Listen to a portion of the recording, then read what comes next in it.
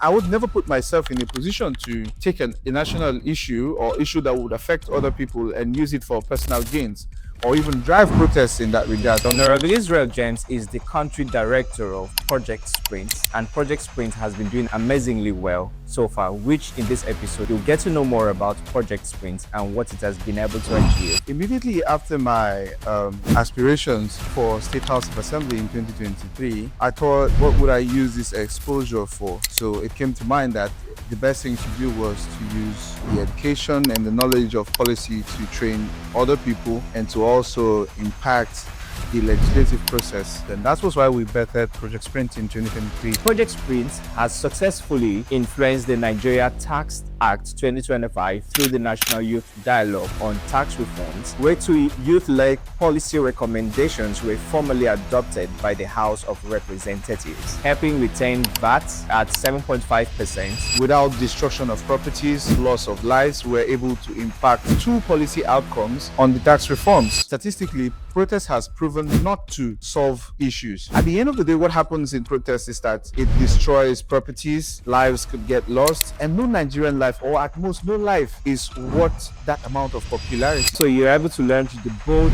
Detox 25 campus campaign, engaging over 2,300 students across campuses, educating more than 300,000 people digitally, and even getting a motion sponsored in the Federal House to ban harmful pesticides. Detox 25 was bettered as a result of data and studies that has been published and gotten to mainstream about how much of our food procedures and agricultural process is being tampered by harmful toxic chemicals. For example, it feels very normal to have fluoride in your toothpaste. You know, they even advertise it that the toothpaste is fluoride rich, but that's very harmful to your health. What does it feel like to put this together? I mean, working in the National Assembly and you are not like part of them. Does one just walk into the National Assembly and start getting stuff? Hello, ladies and gentlemen. You are welcome to another enlightening episode of the How and Why Show. My name is Macauley Kings and I am your host. So today we will be doing something quite special and we'll be shining a spotlight on an organization that is empowering the next generation of leaders right here in Nigeria. So with me on the show is Honorable Israel James. And so Honorable Israel James is the country director of Project Sprint, and Project Sprint has been doing amazingly well so far, which in this episode you'll get to know more about Project Sprint and what it has been able to achieve in a few years. So, Israel James, you are welcome once again to the How and Why Show. Thank you for having me on the How and Why Show. Yes. So, you just had your impact report for 2025. Yes. And I had the opportunity to go in.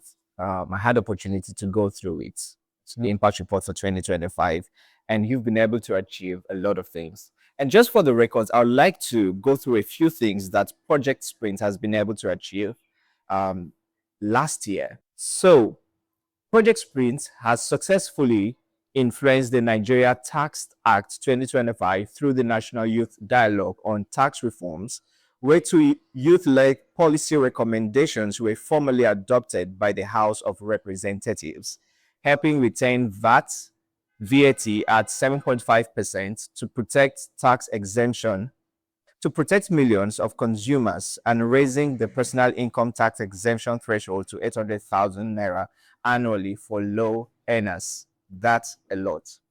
So you also were able to advance digital sovereignty by playing a key role in pushing forward the Nigerian Data Protection Act Amendment Bill. Yes, sir. Mobilizing young content creators and tech professionals to advocate for local offices and stronger data protections. Yes, sir. And also, you're able to launch the bold Detox 25 campus campaign, and this was my favorite. Yes. Okay. Engaging over 2,300 students across campuses, educating more than 300,000 people digitally, and even getting a motion sponsored in the Federal House to ban harmful pesticides like glyphosate, atrazine, framing food safety as a public health and national sovereignty priority. Yes, it was. And you also were able to train about 80 fellows through the Sprint Leadership Fellowship across 10 states, Yes, sir. building a pipeline of policy ready youth leaders with high completion rates and massive gains in policy literacy, leadership confidence, and civic skills. And lastly, you were okay. I think it's not really the last because there are lots of them, but they're just one of it. And the last I'll be mentioning. Okay, that's good. Okay, so you had an explosive organizational growth, scaling community membership from just 20 to over 300, Yes. establishing 6 new chapters nationwide, and activating more than 20 strategic partnerships to amplify reach and legitimacy. The list goes on and on. So once again, you are welcome to the How and Why show. Israel. I'm happy to hear you read it out like that, and it makes me feel like 2025 is many years ago. Really, It's just in just 1 year, you were able to Yes. achieve all of this. Yeah. So just tell us a bit about Project Sprint before we continue. How were you able to?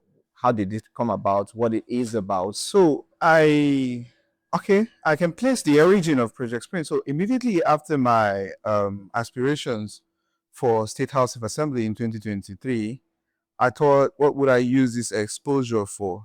So it came to mind that the best thing to do was to use the education and the knowledge of policy to train other people and to also impact the legislative process and bridge the gap between decision making at the federal level and youth inclusion in it. So we try to see how to get more and more young people to understand that they are not just actors or passerby in the decision making of the country, but they have a role to play to influence policy outcomes. And that was why we bettered Project Sprint in 2023, just immediately after the general elections. After the general Yes. election. Yes. Okay, so that's beautiful. But I think I would like for you to tell us more about yourself. So we have like a bedrock or a foundation to move on. So who is Israel James?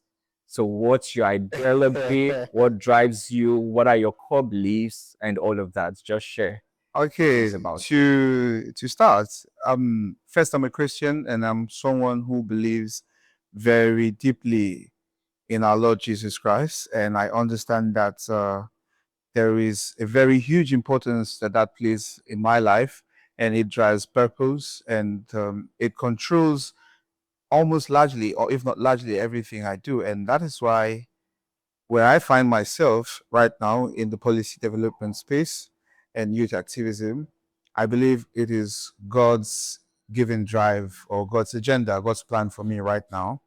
And as someone who believes in that and someone who is almost jealously patriotic, and I believe in my country, irrespective of how I see it to look like right now, I believe that for it to get to where I want it to be, there are certain inputs that has to come from myself and from my generation too. So I also believe that there's a lot of work that needs to be done in inspiring my generation and also working closely with those who have laid foundation in the previous generations and see how we can forge a more direct path going forward.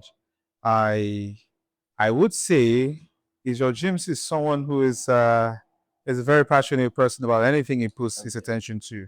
You know, I am one person who would almost rarely not place myself above a cause that is higher than me.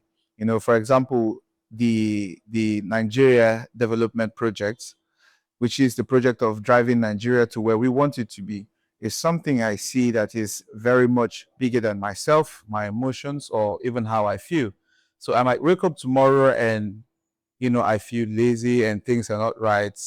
I would not allow that, that sense of selfishness to deter me from focusing and driving what I know would influence the life of millions. So, in summary, I would always say to people, devotion to God, service to country.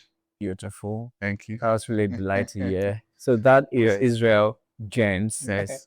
Okay. So you spoke about your involvement Yes. in reshaping policies Yes. in Nigeria. And so tell us, what is advocacy like to you? What really is advocacy?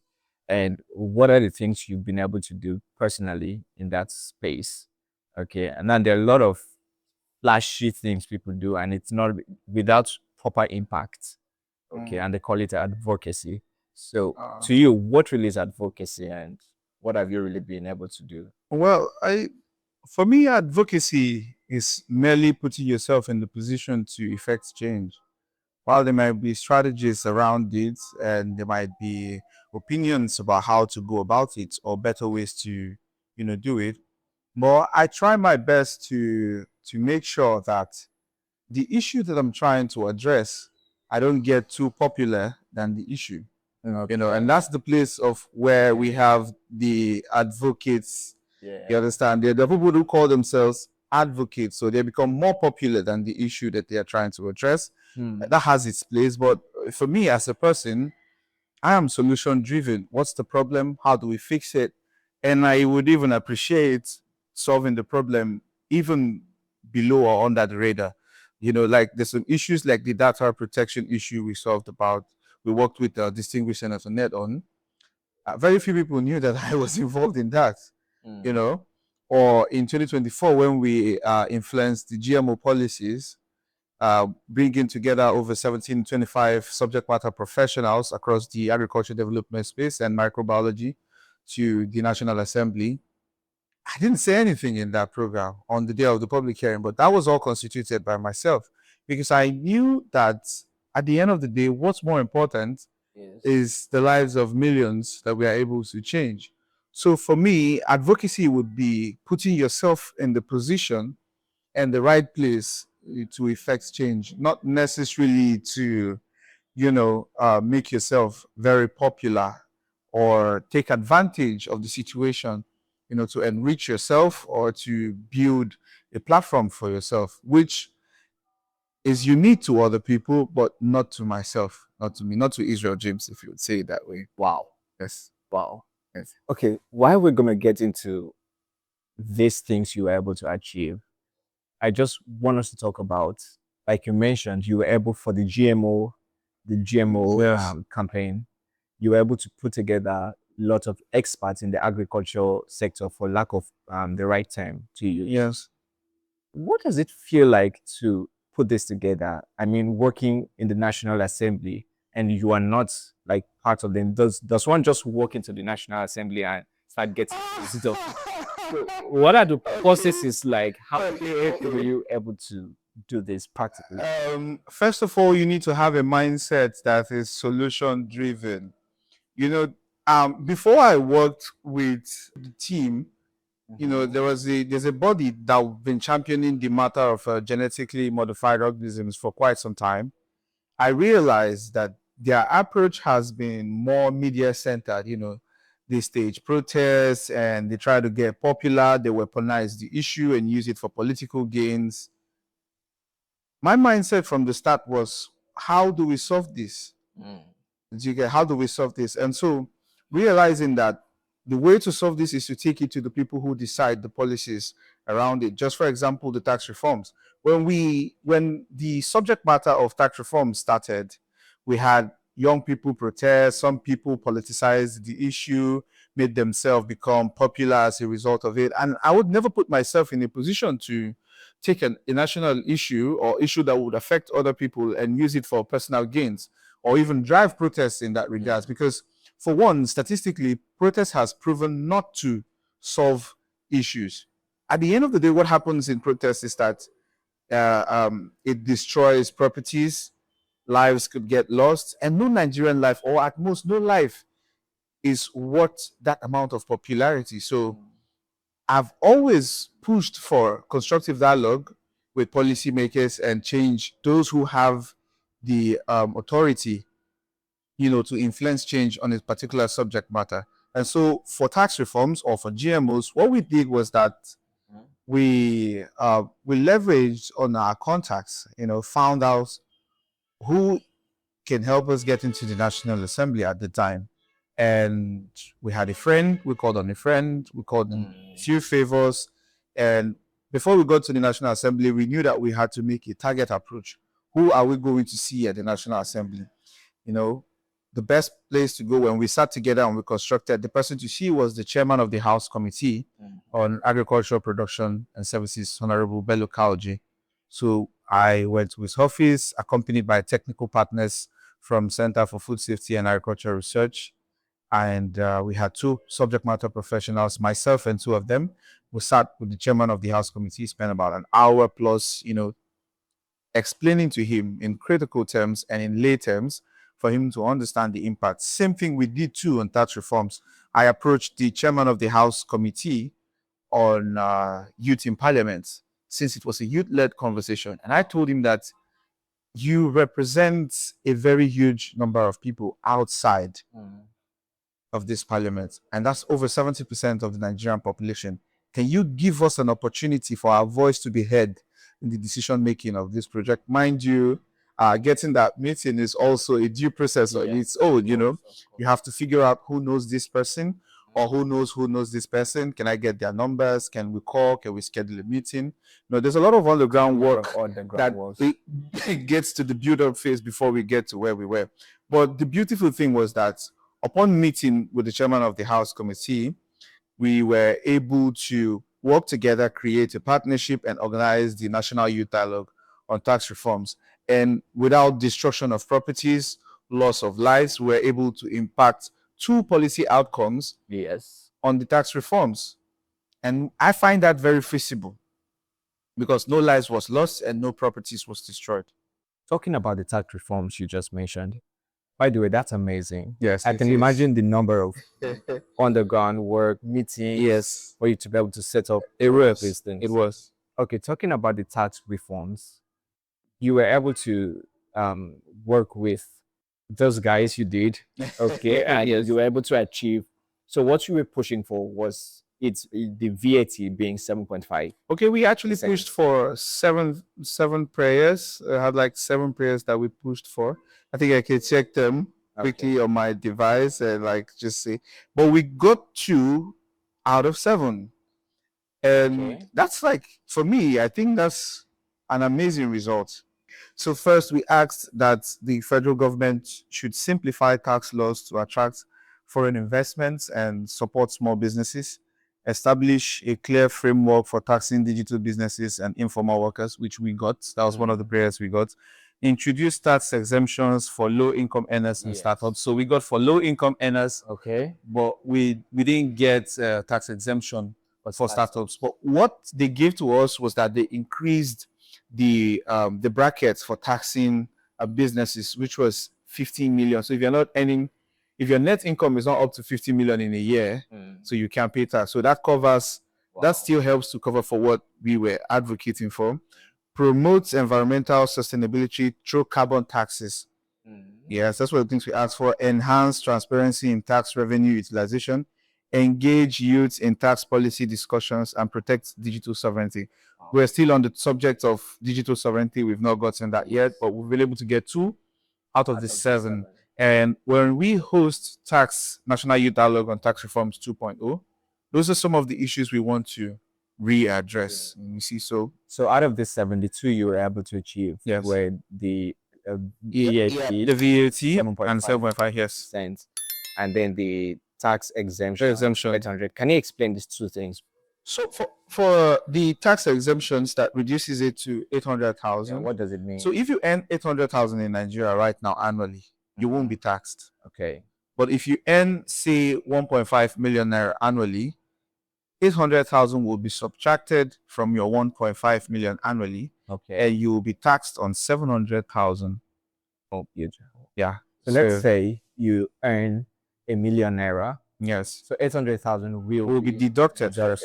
You're not 800,000 is not taxable. Not taxable. So the tax would now be on 200,000. And what's the percentage of tax for this 200%? It's less than 10%. It's less than 10%. Yes. That's a beautiful. And what people don't know about the tax laws is that people were being taxed even way much more than that. Yes. Oh, wow. Yes. So for those in the civil service, they will see a reflection of that. Yeah, I think they must have already seen it. But, you know, we live in a country where good things are not very much celebrated, but bad things are amplified. So, yeah. All right, Honorable Israel, on digital rights and Yes. tech governance, Yes. Your advocacy for Nigerian Data Protection Act Amendment Bill. is really fascinating. Yes. I think it passes an idea that data is more like a national resource, Yes, it just like is. oil is. Yes, it is. I think I said that, and I said we need to protect our data because it is just as important as our oil. That's what I said. So why is data sovereignty really important to us as a country? Yes. And why did you really advocate for it? Okay, so data sovereignty is actually an international issue.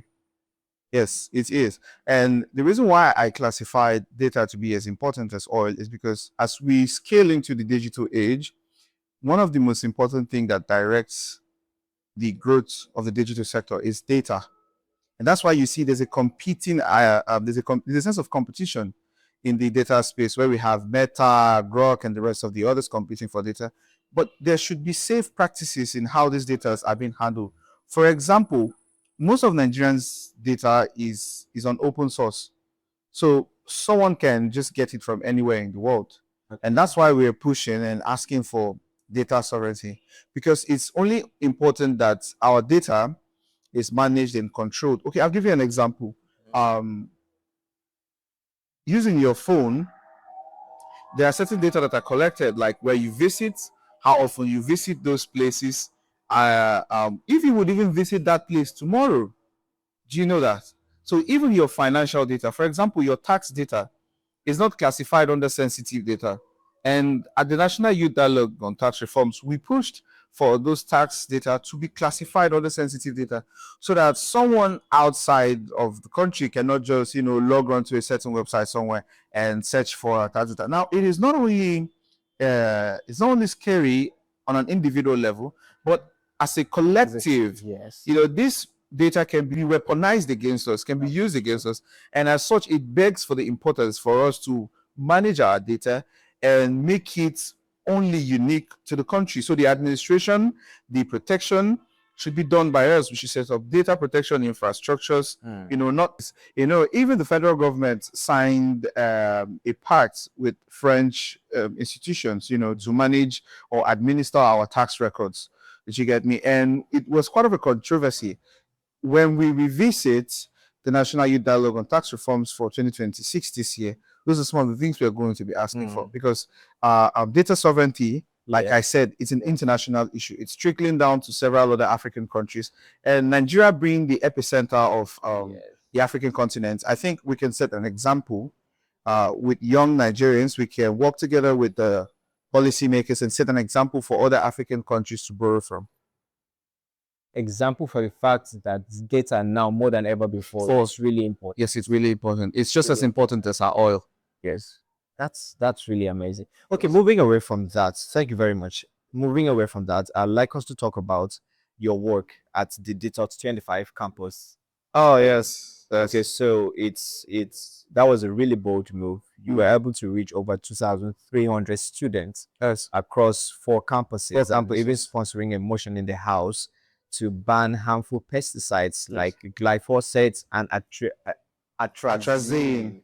So tell us about it. So what is that? So Detox 25 was bettered as a result of data and studies that has been published and gotten to mainstream about how much of our food procedures and agricultural process is being tampered by harmful toxic chemicals.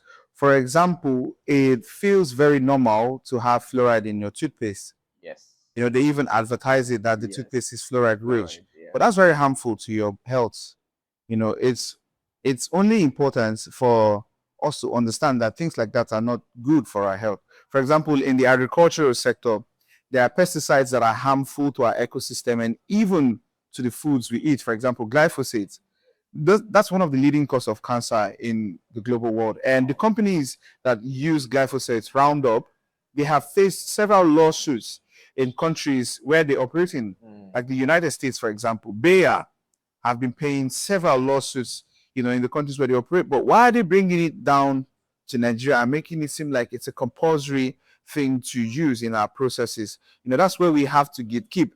That's how we bridge the gap between youth advocacy and policy decisions and outcomes. So how was the campaign like? Was there any positive outcome? Yes, one of the things we faced during the Detox 25 campaigns were that we realized that there were more subject matter professionals in campuses who were very much quite aware of this and have also submitted, articles and proposals in this regard.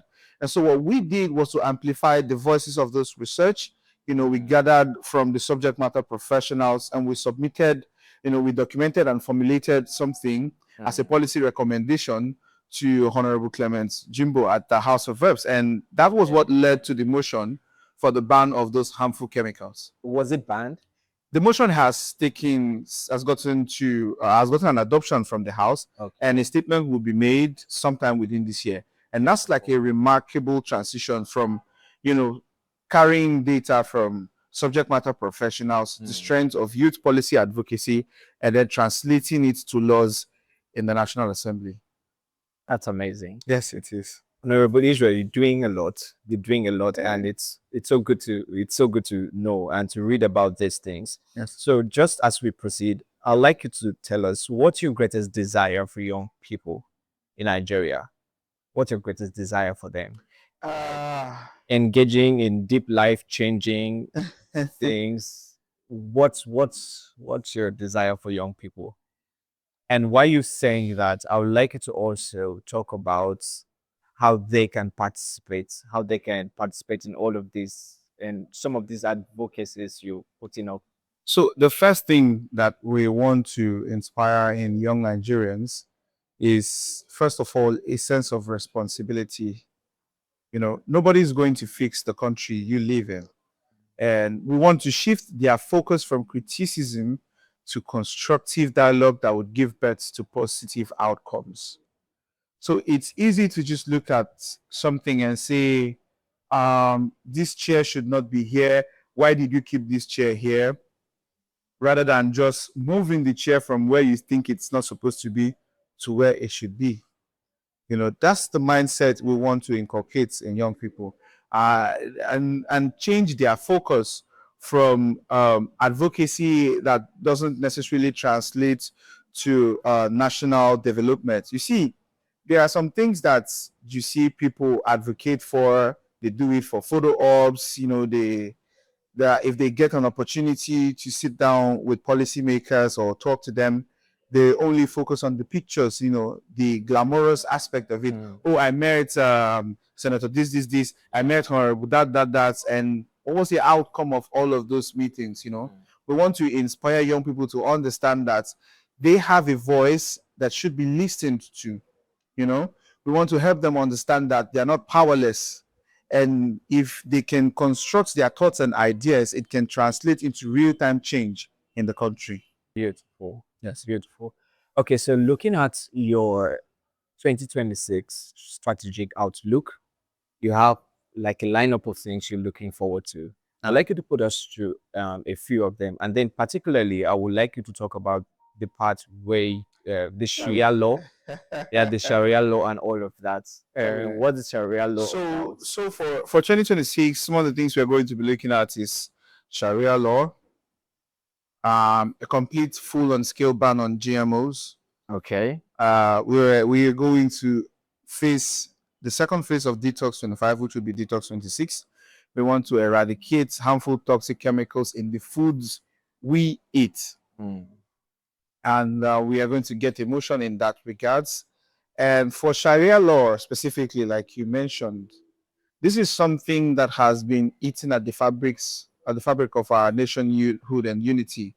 For context, Sharia law was instituted in 1999, and ever since then, we've seen the rise of radical Islamic jihadists riding on the fact that they have a belief that Nigeria is one day going to be a Sharia-controlled state. So it's a push for the Islamization of the country. And it's not just something that we should look at from, would I say, face value. It has deep concerns. It has economic concerns. It has human rights concerns. There are certain places where people could be stoned to death for just because it doesn't resonate well with their religious ideology. And we don't have those laws embedded in our constitution. So Exactly. That's we are what I want looking to at ask. we are looking at a way that we can push back Mm. on the expansion and almost completely remove Sharia from having a place, because there is no such thing as a religious law in the Exactly. constitution of Nigeria. Nigeria is not a religious state; it's a secular state, and we need to maintain that sense of liberalism and religious freedom for people to worship and practice. Because with the rise of Sharia law, we've seen the radical extreme eradication of Christians in the northern part of the country, and those things are beginning to trickle down to the middle belt. States like Kwara is beginning to get affected, Taraba states, Jos, Benue. You see, these things are affecting economic basket regions. When Islamic jihadists take on territories like this, economic activities get to be forestalled, education is completely shut down. You see some states where students can't go back to their classrooms because of fear of extremist jihadists coming to attack or kidnap. So we want to use this as we are looking at, pushing back and revisiting the constitution to ensure that it creates a framework for Sharia not to be practiced actively, so that radicals or terrorists do not use it as an opportunity to terrorize the country. This Sharia law you're talking about, you mentioned it was instituted particular year. Mm. By who? And it's really a region based because, okay, like example, we are at the south. The first time Sharia was accepted as a law in the state was in Niger State. I think that would be in 2002 or 2003. So by accepted in the states, was it done in the State House of Assembly? Yes, it was done at the State House of Assembly, and they accepted it. And it now became a platform for political jihadism. Now, political jihadism is that you have to accept the expansion of Sharia in your state for us to vote for you. So if you wanted to win swing states in the north, you could promise that you are going to push for Sharia expansion in your states. And that's why we have almost, I think, 12 or 17 states in the country practicing Sharia at state level. You see, for example, the Muslims in the country are experiencing a fast. There's something called Hizbah police. Those are the police for the Sharia law. And now, if you eat, there have been cases of those Hizbah police terrorizing and dehumanizing people because they are eating during the fasting period. And those people are not Muslims. And so they're not supposed to be affected by what you practice. And I always say this, you can't legislate tolerance. Once you've given room for something to thrive, you don't expect that there's going to be a law to make it moderate. You understand me? So you have to either completely remove it from the picture and allow a law to control both Muslims and Christians unilaterally, so that there is no specific law for Muslims and law for maybe non-Muslims. You understand? It creates an ambiguity for people to expand their ideologies on people who don't accept it. And it has created room for several forms of insecurity in the country. And that's not something we should tolerate. So that's why for 2026, we are going to encourage more and more young people to participate in, scaling back the impact of Sharia law in the country. Because, if you leave the advocacy space to chance, Yes. you would see topics like climate change, global warming. Those are not issues that are particular to Nigeria as a country. And you can be advocating. It's like it's like living in a mud house, and you are advocating for POP. Yes. You should first be looking to move from the mud house You understand me? So we have issues that are critical to us, and we need to address them as young people and understand that our voice really matters. Because do you know why it does? We contribute to over 70% of the Nigerian population. Wow. Yes. Thank you very much, Adriel. Thank you. So that's a wrap on this episode of the How and Why Show. Thank you so much, Israel Gents, for sharing the remarkable journey of Project Sprint with us. Israel Gents, once again, is the country director of Project Sprint. You've done so much 2025, and we're looking forward to what is... Now, 2026 is going to be tremendous. All that 2026 has for us. Thank you so much for being part of this episode and for watching this episode. If you're yet to subscribe to our YouTube channel, please do so. Subscribe to our YouTube channel, share and like this video, and please follow us on other social media handles like Instagram and TikTok, all at Macauley Kings. Thank you so much for watching this episode. See you at the next episode.